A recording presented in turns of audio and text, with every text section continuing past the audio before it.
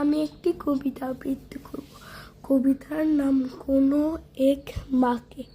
লিখেছেন আবু জাফর ওবায়দুল্লাহ।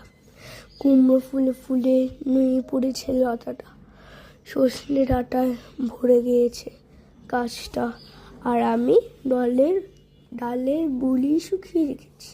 খোকা, তুই কবে আসবি, কবে ছুটি? চিঠিটা তার পকেটে ছিল, ছেঁড়া আর রক্তে ভেজা। মাগো, ওরা বলে সবার কথা কেড়ে নিবে, তোমার কোলে শুয়ে গল্প শুনতে দেবে না। বলো মা, তাই কি হয়? তাই তো আমার দেরি হচ্ছে। তোমার জন্য কথার ঝুড়ি নিয়ে তবেই না বাড়ি ফিরবো।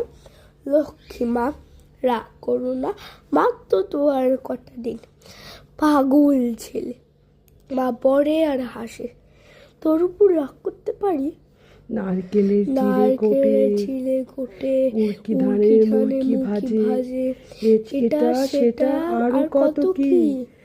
তার খোকা যে বাড়ি ফিরবে, ক্লান্ত খোকা। কুমড়ো ফুল শুকিয়ে গেছে, ঝরে পড়েছে ডাঁটা।